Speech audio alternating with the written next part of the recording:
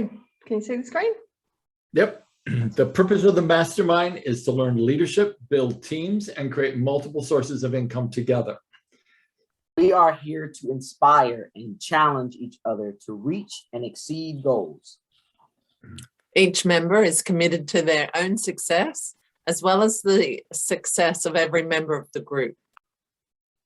We are committed to meeting in person or virtually for 1 hour every week. We are present. There is no multitasking or distractions during meetings. We are collaborative. We listen without interrupting, lecturing, or judging. Back to you, Gary. Oh, I thought Kelly was. Sorry. Oh, sorry. Where is Carly? I don't know. Did you? Sorry, did I miss you, Carly? No, I'm number 3. Oh, Okay. Sorry. We celebrate each other's successes without jealousy. We are honest and participate by giving thoughtful feedback. We are open and listen to different perspectives without being defensive or offering excuses. We trust fellow members enough to share fully. We are focused, but we also think it's important to have fun during meetings. We are real and authentic. This is a no BS zone. We allow ourselves to become completely aligned with each other and the high forces, one mind, one soul, one love. Global Goldman International is a conscious, aware, and engaged global community of abundance and freedom creators. Our mission is to create 1 million millionaires who are free from the time for money paradigm. We focus on creating multiple streams of income through masterminding, team building, and the effective utilization of the internet-based platforms. The mastermind becomes an opportunity for self-mastery, where the self-transcendent shift from the me to the we to the us occurs.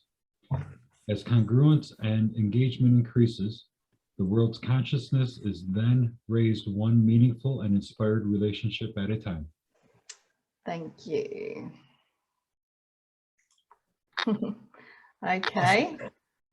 I had a few different ideas for Gary this week, and he chose that we should explore what our physical pain may be trying to tell us about our emotional pain or behavior or choices. Can I launch? You can launch. Go for it. Okay. So when V presented me with some ideas of topics, this one to me is so kind of near and dear to my heart. I resurrected one of my old manuals because I've been doing this for so long. I've trained about, I don't know, I've trained on a lot of subjects, but this one is incredibly important. And it came even closer to mind. I had the great good fortune to work with some performance coaching and some relationship coaching with a couple NFL players in the league. And this one new client who was referred to me by the guy I have been working with, his L4 and L5 vertebrae have been knocked out of whack, causing a lot of stress in the muscle groups in his lower back. And he hasn't been able to really be on the field for about a year. And he's a linebacker. So he's just like this huge guy, and as sweet as the day is long, and a really incredible person, and has been in physical therapy for a very long time. So I broke out my trusty body language book because I know that whenever someone is having an inability to actually have, especially the spine, which is a very big indicator of psycho-emotional issues being withheld, when that is a perpetuating problem, there is a massive issue going on psycho-emotionally to whatever that psycho-emotional component is to those particular vertebrae. So it becomes really important that if a person's going to succeed at their careers and their physical body is going, hey, you, dude, like you are not handling X, Y, and Z in your life. You haven't resolved X, Y, and Z emotional states, and you're harboring all of this internal suppression that you have compartmentalized very well, but we're not going to allow this to continue to be unaddressed. And so what actually begins to happen is, because the subconscious mind runs the body, it will reverberate into the area of the body where that particular emotional state reflects. So liver reflects anger, lungs reflect grief, heart reflects, of course, heart issues, brokenheartedness. Every organ in the body reflects some psycho-emotional event or compaction of events. Every tooth in our heads is neurologically connected to a very specific organ. This is why when we're having any kind of dental work, the last thing we want to do is get a whole massive amount of root canals, because that kills the actual tooth in your head. Now, here's the other thing. I studied with a guy that did a lot of work around the psycho-emotional components of teeth, which I found really, really fascinating. And he would say the teeth are like crystals, that as you breathe in, you're breathing in the breath of life. And as you breathe in the breath of life, it resonates on those crystals, which then energetically feed the organ that they correspond to. So when you have a mouthful of root canals and they've deadened those particular crystals, or the ability for that particular person to get that life energy to that organ through the crystal structure of the teeth, if we believe that, then we're compromising our overall health. They do say that the teeth are the gateways to the health of the body. So I became really, really fascinated, especially with the spine. I got my whole career started in chiropractic clinics, where I did a couple free sessions for one of the chiropractors, and he just started referring all of his clients. And when I would get done working with them, they would hold their adjustments. And before, they wouldn't hold their adjustments. And he wanted to find out what the components were that would make them not hold the adjustment. After the psycho-emotional work was done, they held the adjustment. So for this particular guy, the football player guy, every single childhood issue we had spoken about and identified 2 sessions prior to the one that he finally told me L4 and L5 was out, every single emotional issue was described as the impacting emotional and psychological states that impact those 2 vertebrae. And after I got done explaining to him what was impacted and was affecting those 2 vertebrae, he was like, oh my God, that's my life. And I went, I know. That's why you can't heal, because that stuff hasn't been addressed. Once that's addressed, you have a very good chance of being able to heal. So what we all begin to start looking at, each one of us have some sort of physiological thing going on. I mean, I know I did, and I probably still may, but the truth for me is the more that I address what I would call the root cause, which is the more that I'm able to go to where the thinking process is, where the emotional impaction is, and begin to work through that, my body follows. So feelings buried alive, they don't die. They don't go away. They cannot be compartmentalized. They mutate, and they show up, firstly, in our bodies. If we don't resolve it here and here, the last place it manifests is in an imbalance within our body. So if we have issues, physiological issues, we have to look at where the root cause is. Now, allopathic medicine addresses the end result of the psycho-emotional and spiritual imbalance. They go for the symptomology and they attempt to resolve the symptomology outside the holistic components of what created the internal environment to allow that imbalance to take hold and to expand itself throughout the body. So this is why doing work around the psycho-emotional components of us in here is vitally important. Oh, I have a book recommendation, by the way. It's called The Wisdom Codes by Greg Braden.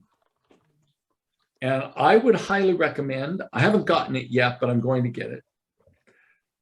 Greg Braden is this very cool guy. He lives outside of Santa Fe.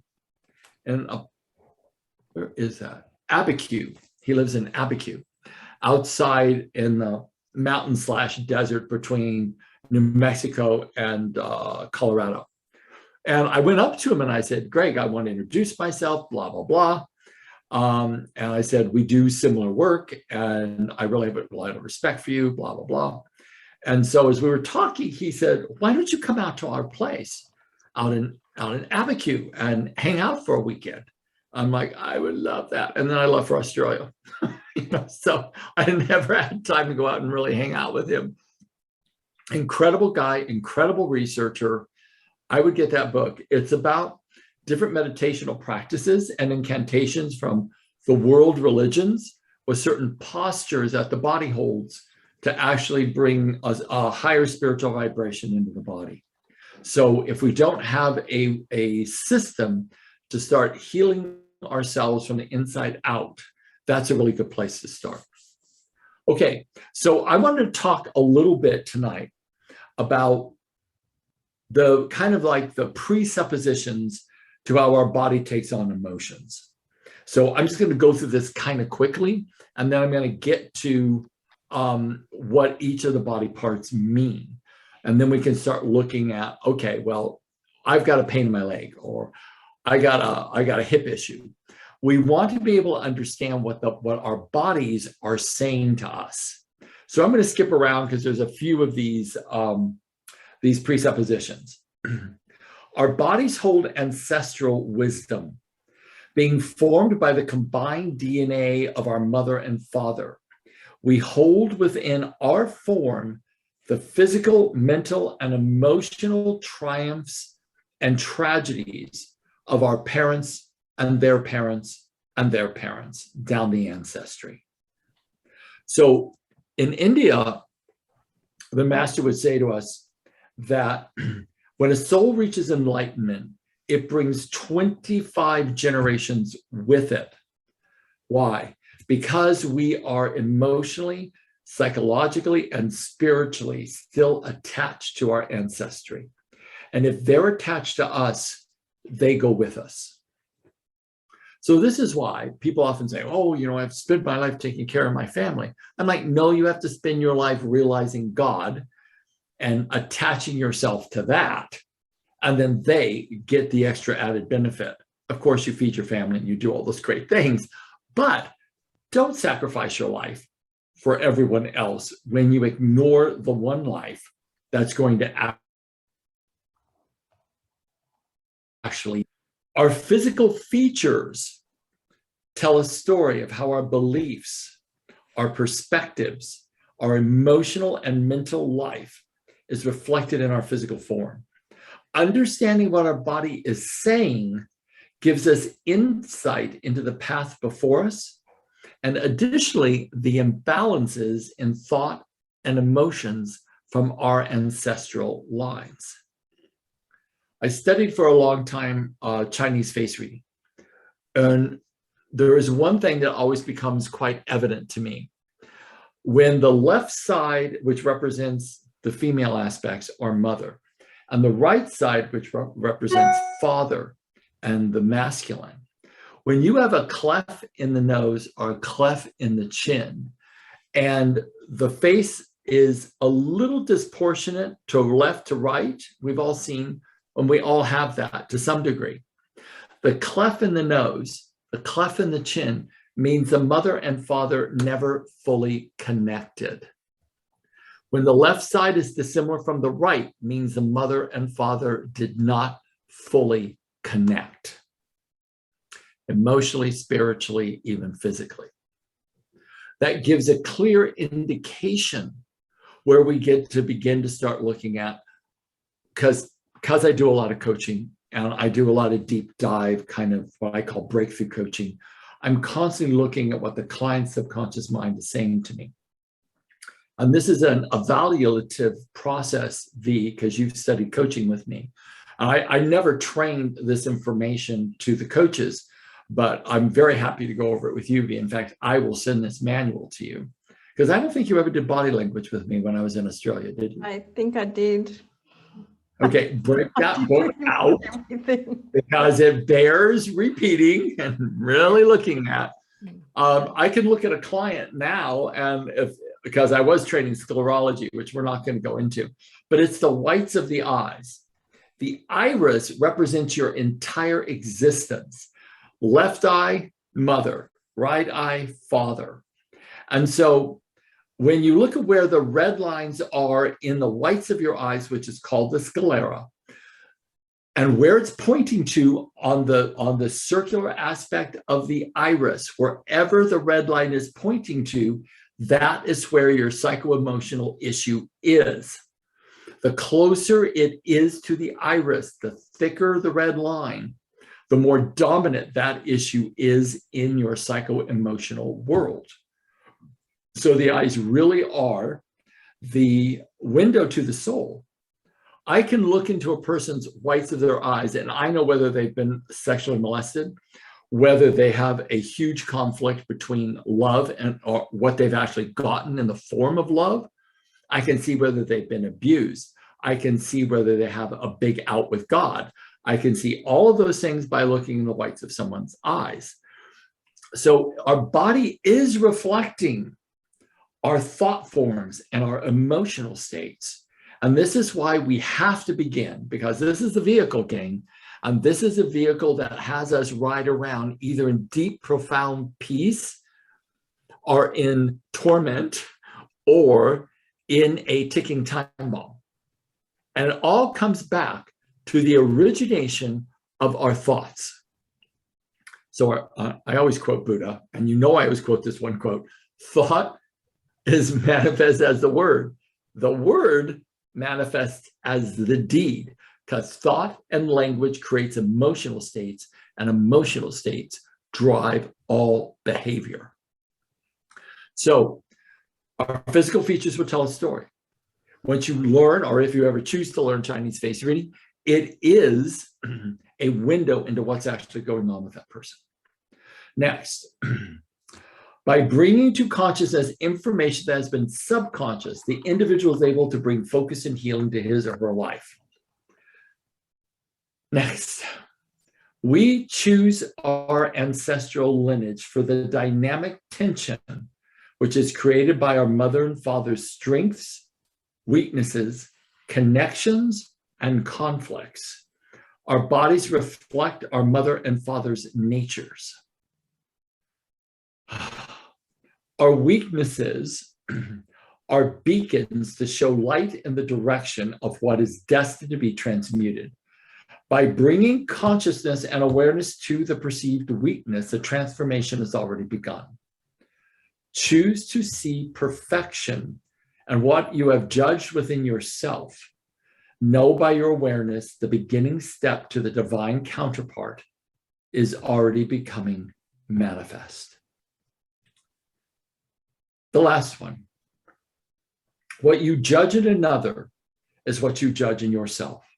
What you condemn and claim as real, you make stronger within yourself.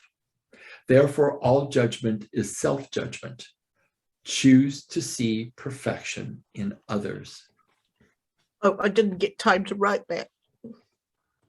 Oh, I'm going to send this to V, Okay. this manual, and then she can send out excerpts or send out the whole thing. I don't really care. Did anyone else have a question? Because I'm kind of like lost. Joe, did I see your hand raised, or are you just scratching your armpit? I would love to have the manual, because this topic's like hitting close to home. I feel like I'm here for a reason today, because all of my physical issues, it's like talking to Gary, we got about 24 hours to just sit and go over one body part at a time. I know. I'll say this to you, Joe. When I first came across this information, I found this obscure guy in the mountains in North Carolina, and I met him at this bizarre workshop with, I can't remember the guy. But as soon as I heard him, I was like, okay, that's it. I'm dropping everything. I'm going to go study with this guy. Everything he teaches, I need to know. Everything he teaches, I need to know. And I spend What's the his name next, again? I can't even remember his name, tell you the truth. I can't remember his name. But because it was a long time ago, it was right at the beginning of my career, a good 25 years ago. And I just felt like, damn, I've got to know this stuff. And that's what I did. And so this is some of the excerpts. So take notes, because this will give you some insight into what your subconscious mind is attempting to say to you through the metaphor of your body. Legs, ultimately, the legs represent understanding. Hamstrings, emotional holding, are understanding of your own emotional self. So if you've got super tight hamstrings, first of all, stretch the heck out of them, but also begin to understand that that tightness is about your containment of emotional states that you don't want to deal with, or about a lack of understanding and pushing away the lessons. Quads, top of the legs, understanding another person. Side of the quads on the legs, emotional withholding. Knees, forgiveness of others. You notice how many people that you guys know that have bad knees? Oh, Yeah. Yeah. Forgiveness of others. I have a really cool story about knees I want to tell you about. I was long time ago. I was working in one of the chiropractic clinics I helped open up. And a woman came in who owned this lecture hall and transformational bookstore. And she came in and she said, you know, I want to have a session with you. I said, you know, she made an appointment. She came in, and was sitting down. And I said, well, what's your outcome? What would you like to, break through in, realization about? And she said, well, I just want to talk to you. I said, you realize you're going to pay me $250 just to talk to me? And she goes, I know. I just want to talk to you because I heard you're great and I want to come and see you and meet you and have you come talk at our center. And I was like, okay, so we start our conversation. As we're starting our conversation, she starts to get a facial tick in her right cheek. Like she's kind of doing this as she's talking. And I'm thinking, oh, that's really interesting. And then she has this incessant itch on her right knee. So her face is doing this. She's scratching her right knee. Her face does a little bit more like that, and she scratches her right knee. I noticed the symmetry of her face was off, and her right cheek was fuller than her left. So I say to her, because cheeks are about emotional withholding as well, I said to her, is it possible you're actually really here because you have emotional withholding around a primary male figure in your life, and that emotional withholding and that male figure require your forgiveness? Is it possible that that's going on with you? And she burst into tears and she said, how did you know that? And I said, I'm just watching what your body is doing. This is a biocomputer of the subconscious mind. And when someone starts making involuntary muscle movements or involuntary gestures, their subconscious mind is screaming at you. Like, here, do this. Listen to me. I'm trying to talk to you.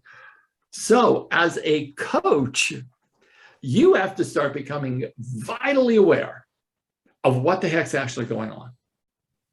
what's actually going on with someone. You with me so far? Okay, so ankles, flexibility and moving forward. Right ankle about the male aspect of your personality, left ankle about the female. Back of ankles, flexibility with self. So if your Achilles tendons are giving you trouble, it's about an inflexibility with yourself. Front of ankles, flexibility with others. How many of you have ever had shin splits before? Anybody? I've never had them. Okay, a couple folk. Okay, shin of the leg moving forward. So when you have an issue with shin splits on the right or left leg, just notice which leg it is and become really aware about whatever you've perceived as holding you back. You're at the breaking point with it. Calves, forgiveness of self and grief about another. Shoulders, carrying the burdens. Front of shoulders is about the burdens that you carry of yourself, my burdens. Back of shoulders, the burdens of others. Left shoulder, the burdens of your mother. Right shoulder, the burdens of your father. How many of you have got tight shoulders? Have you? Yeah. Okay. So, Ryan, right or left shoulder? Right shoulder. Okay. So then you have to look at what have you taken on from your father? Either lack of forgiveness, either events that happened that you did not let go of, either his legacy that you feel like you should carry on. What are you carrying? Do you know? Like what comes? I think what comes to mind right off the bat is him. So my mother and my father got a divorce. He's still in my life, still love him. But the teaching aspect, whenever I get into a conversation with someone about, father figures, unfortunately, there isn't something that I can say my father taught me. Everything that I learned from my father is what not to do or what I wouldn't want to do to my son. So I have a question for you. And I always trust what comes to me when I'm talking to someone. I know we're not in a coaching session, but I'll ask it if I have your permission. Do I have your permission? Absolutely. I'm Okay. here for the group. Okay, so how do you think he feels about being an absentee father to you? I think he is affected by it in some way, shape, or form. Absolutely. Do you think he carries guilt? Yes. Do you think you could be carrying some of the guilt of your father? Possibly, yeah. So I'm just going to throw that out. And that could be guilt for having parts of yourself still yet to forgive him. Some of his guilt. It could be all related to him that you have tightness in the back of your right shoulder. So one of the ways to begin to make movement there, of course, is an in-depth critical conversation of release, celebration, not forgiveness, celebration of the vehicle you came through, the impact that his strengths and his weaknesses, how they shaped you to turn into the man you've turned into. We don't learn here unless we suffer for whatever reason. That seems to be how we learn. Sometimes we get an awakening and then we learn that way. But it oftentimes seems like we have to go through some stuff before we get to that point where we can just awaken naturally.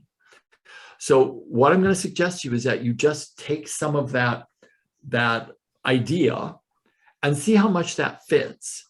And once you've thought about it and it's cleared your critical thinking, go have a conversation with him. Tell him you love him. You thank him for the man he was in your life, because even how he didn't show up taught you. Everything about his relationship with you, he was fathering you even by his absenteeism. And so to get into celebration rather than critical judgment, which is what 99.9.9.9% of the planet does, celebrate the soul lesson that he has provided you. Because God doesn't make mistakes. Out of the quadrillion number of genealogical combinations you could have come through, you came through him and your mother. That's not a mistake. That's perfection. Okay. Appreciate that. No worries, brother. Okay. Let's go on. What else do I have here? Oh, here we go. Yeah, I've already shared that. Feet.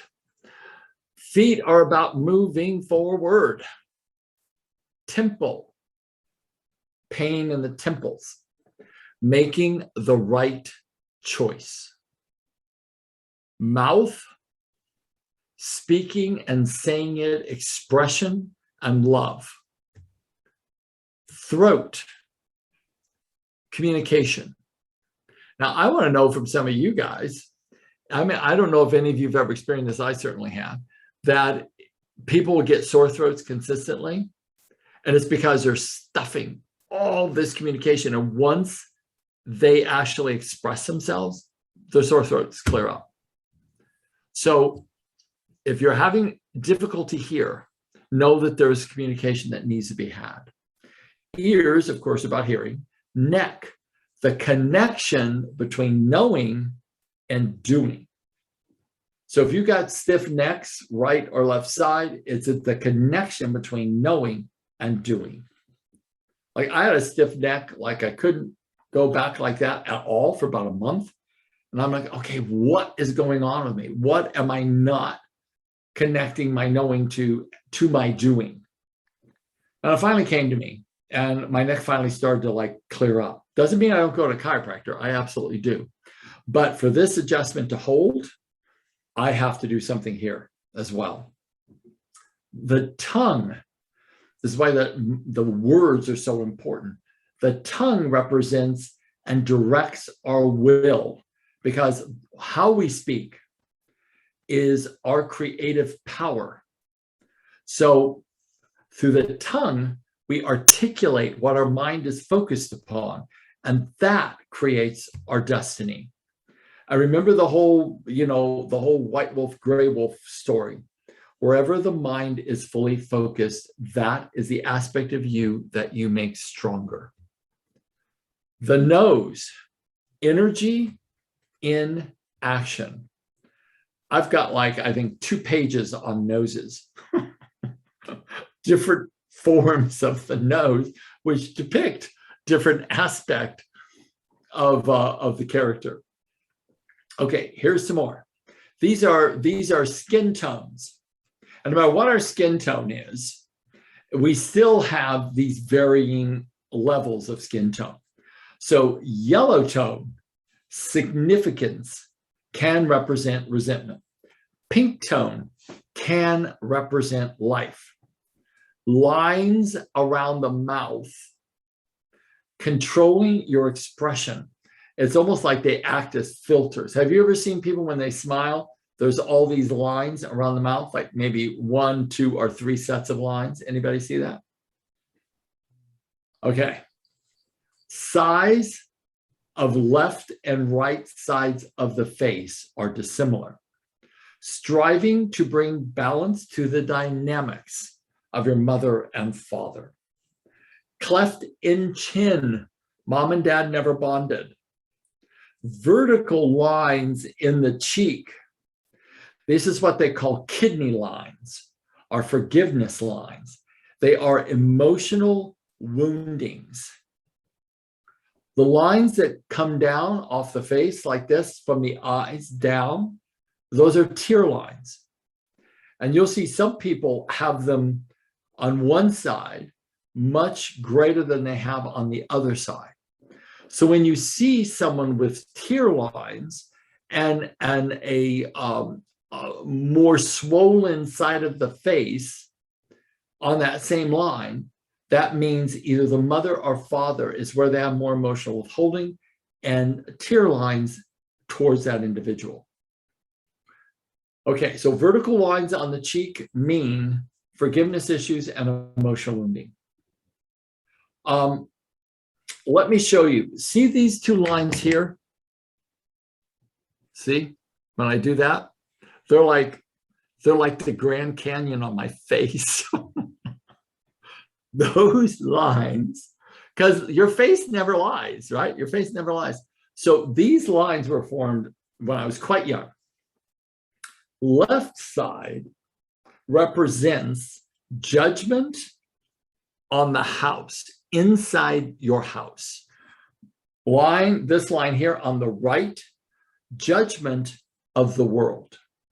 So do you think, and think about this clearly, because one thing presupposes another, presupposes another, presupposes another thing.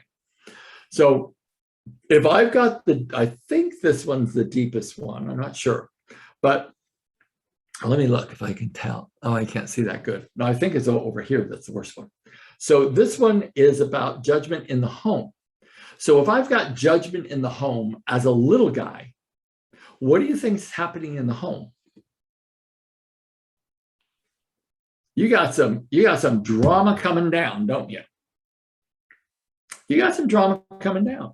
If I've got judgment of the world, the judgment or the experiences from here translates into how I see the world. So this would mean as well, presupposing one thing presupposes another, this would mean a lack of safety and security in the home. This one would mean a lack of safety and security and more survival issues in the world. Are you all with me?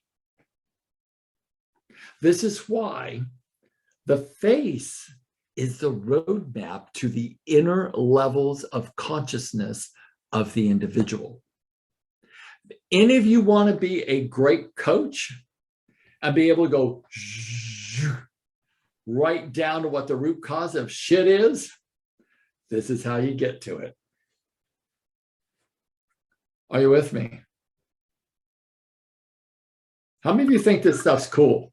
I love this stuff, Gary. And I'm wondering, what about the teeth? Because you mentioned the teeth, but you haven't said anything about them since. Oh, well, because I don't know, if I got my tooth chart out, which is not in this manual, I could tell you which tooth was related to what organ, but I don't have that out. Yeah, So, that's what interests me, because I have believed intuitively that that's the truth, but I've never found anyone that's, been able, because I've asked specialists, what does that link to with your, and they go, I don't know. So I'm wondering what that man's name was you mentioned that went into all of that. He does not have that information, or he did not have that information. I know his wife died. I do not know whether he's still on the planet. Don't know. Okay, eyebrows and forehead. Eyebrows. When they're low, like close to the eye, like little Neanderthalish, left brain thinker. When they're angled, like ching, ching. So guys, if you meet a girl and she's got like arched eyebrows like that, that's like a big old hell no. Because she's got all kinds of withheld anger. Are these original or painted on? Say again? Are these original or painted on? Well, however they've done it. Here's me. Yeah, however they've done it is like it represents withheld anger. They did that for some reason unconsciously. So just a little heads up. Arched eyebrows, like gently arched like most of us got, is emotionally creative. Okay, oh yes, curved, we're still on eyebrows. Curved, like a mild curve to the eyebrows, emotional smoothness, straight across, steady emotions, thick, strong physical vitality, and connected eyebrows, militant, and aggressive and determined. Jaw. Well-rounded jaw, balanced life, successful, strong, good character. Tapered jaw, status-seeking, self-immersed. Heavy jaw, militant, hard, domineering, goes for the top at any cost. The upper jaw represents the conscious mind. The lower jaw represents the subconscious mind.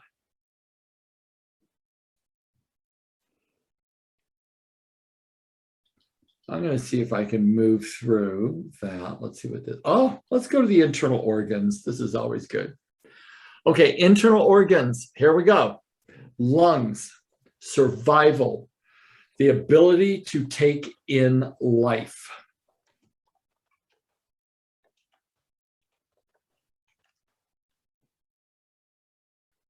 Liver, resentment, anger, excessive tears.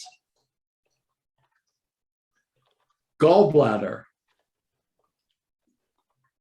where the primitive emotions are held.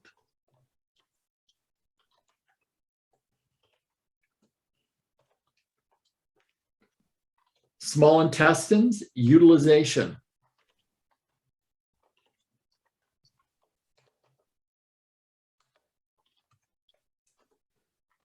Large intestines, elimination.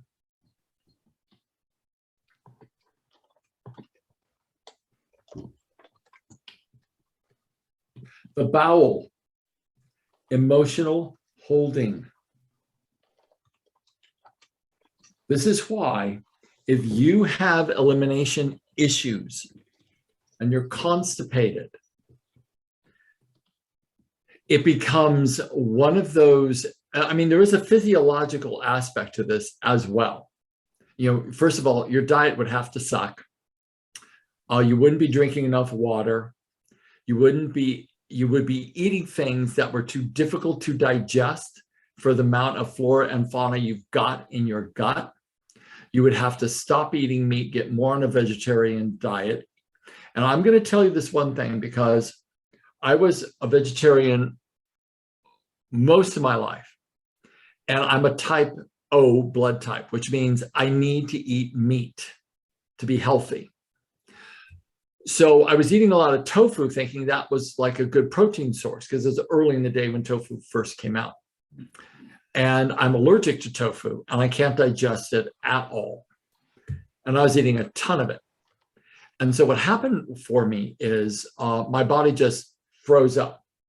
I broke out of boils all over my legs. I didn't defecate for a month. Try that one on. I thought I was going to die. I went to a healer. He said, you have to start eating meat or you're going to die. And I said, very courageously, as a militant vegetarian, I'd rather eat meat. I mean, I'd rather die than eat meat. That's what I said. And so he said, die you will. And I left. And then I got to the point where I really don't want to die. But he gave me this recipe that I'm going to give to all of you, and it works. You get flaxseed and a little bit of wheat germ, and you soak it overnight till the flaxseed becomes gelatinous. And then you take about 2 major or 3 major tablespoons full, put it in a smoothie, and drink it down. If you do that, you do have to exercise. You have to do pretty good walks. You have to get your body moving. So I did that, and I would go running. Now, remember, I know this is really inappropriate to talk about, a little gross, but hey, we're family. So I remember I hadn't defecated in a month. So I'm pounding all this stuff. I'm going for runs. I'm pounding all this stuff, going for runs. I did that for about 3 days. And then on a Sunday morning, the miracle happened. And every public bathroom was locked where I was running. So you can imagine that scenario. But it works. I've given that recipe to people that had their children be so constipated they're going to have to go in for an operation. And when I go and see them again, like a month later, they go, oh my God, oh my God, oh my God, it totally worked to save my child's life. That is a very, very potent natural healing thing for you to do, to take that as a laxative, and it will work for you. So just a little heads up, because death begins in the colon. Okay, pancreas. This is why the Aboriginal people and the Native American people, who have had more, well, I won't say more, but they've had a heap of inhumanity to man wielded upon their races. The Aboriginal people were driven off the cliffs in Tasmania like animals.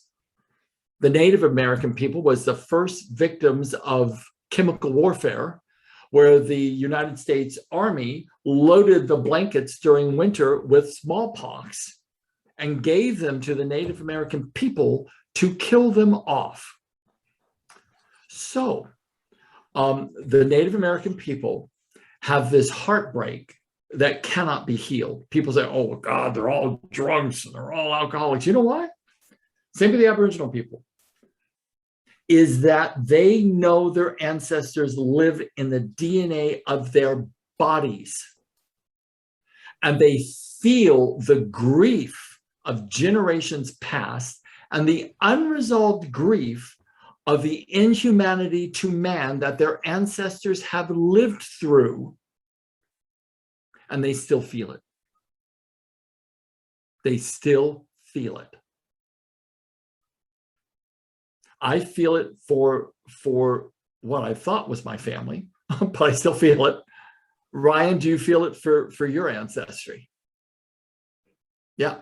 And people go, why do they drink? Why are they alcoholics? Oh, they're losers. No, they're not, you stupid idiots. No pun intended. But in the real realm of things, everything is perfection. But that really pisses me off sometimes. But what I will say is that the real perfection of it is when you reach enlightenment and transcend that, you bring 25 generations with you. That's the perfection of it. So what we have to start looking at is not wallowing around in the heartbreak of our ancestry, but enlightening ourselves to the place of our fullest potential so that we can bring 25 generations with us. Okay.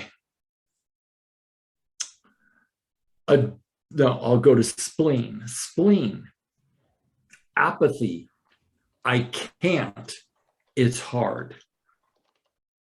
Adrenals represent stress, fear of life, grief about someone. You guys still have some patience to hear a few more? Okay.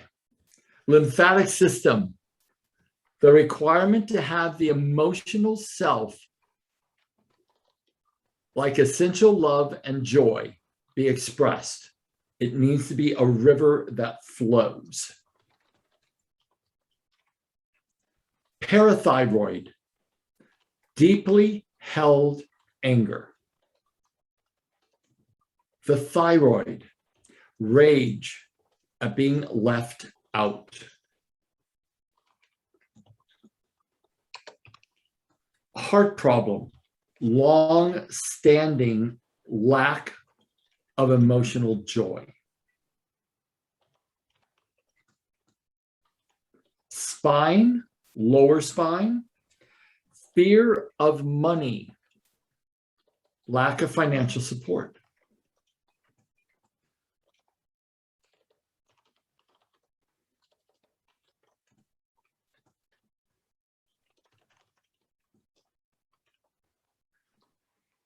Middle of the spine, guilt that is stuck in the past.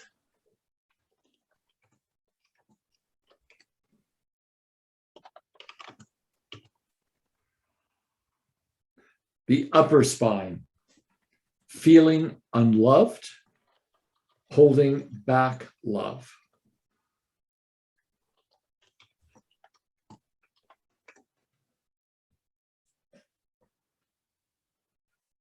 Colon, holding on to the past, fear of letting go,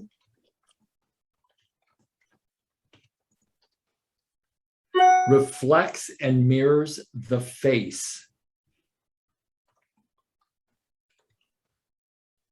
If you got skin conditions on your face, you've got a colon problem.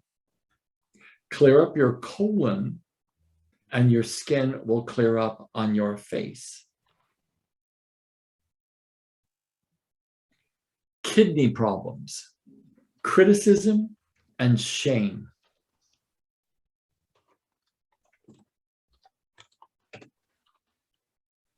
Ovaries, creativity.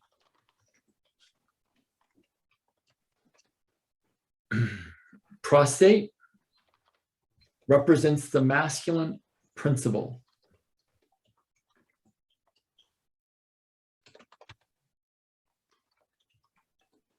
Thymus, master gland of the immune system.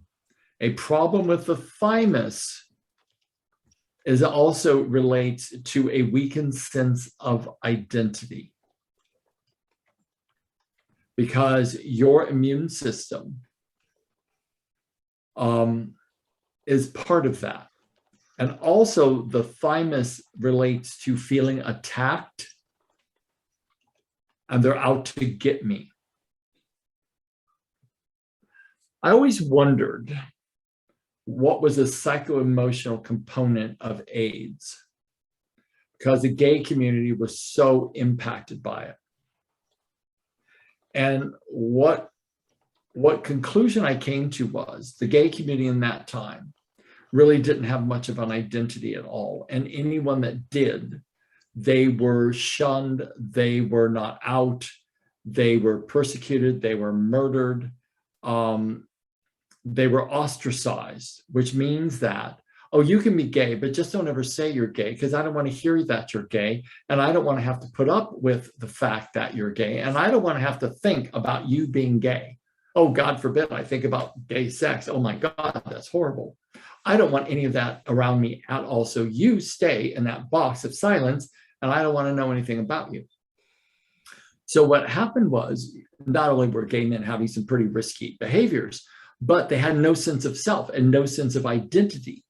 And so since the immune system is a reflection of your strength of identity, it ran through the gay community in the early days like a forest fire. So strengthen your sense of self, you strengthen your immune system. Okay, there's more, but I'm going to stop there. Sorry I went so long and didn't give anybody like a time to speak, but I figured you guys wanted the data. This is how I'd kind of like to kind of bring our session to a close, is for you guys to really sit down with this information. We'll talk about it next mastermind, our next mastermind group. And I want you to look at your own body. Like, what is your body, this incredible, dynamic, multi-cell miracle that is our body? What is your subconscious mind saying to you through your body? Where do you require to bring alertness and attention? And then what is it that you are going to commit to addressing and looking at and figuring out what's the next step to bring balance to your psycho-emotional self, therefore to your body? And I personally think that that would be a really excellent exercise for we all to take. Are you guys willing to do that? Show of hands. Okay, then let's do that exploration this coming week and find out what our body's saying to us, and then bring that data to the call next week. And if no one shows up, then I'll just figure no one really wants their laundry cleaned. So I'm hoping you want to learn more. But did you guys get some value? Okay, so let's do this. We always end, Ryan, with a one word or a sentence that we want to share and leave that we got from the meeting, and we want to share what our take or the last word or sentence we want to give to the group from us to kind of carry us through till the next week. So V, I'm kind of No. looking at you. I've been busy all morning on meetings. Julie, you, thank you. Veronica, would you like to begin? Choice. We get to choose. Awesome. Ryan? My word is hope. Hope allows you to take a step forward each and every day.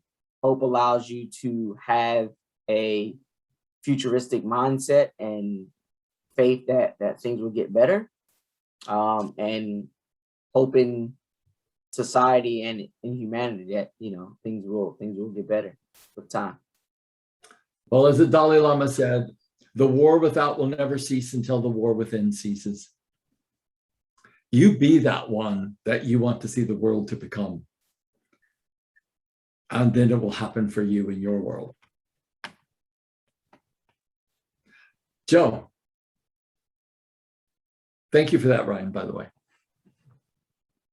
I'm still kind of mind blown from this past hour. What I'm really feeling though is healing really begins here with what we've learned on this call. Yeah. You have great hair tonight, by the way, Joe. Yeah, I'll tell you about that off camera. You see, Ryan, I always envy Joe's hair. It's like, it pisses me off Joe got that karmically. Just kidding. Thanks for that, Joe. Julie, a word or a sentence that you would like to leave with the group?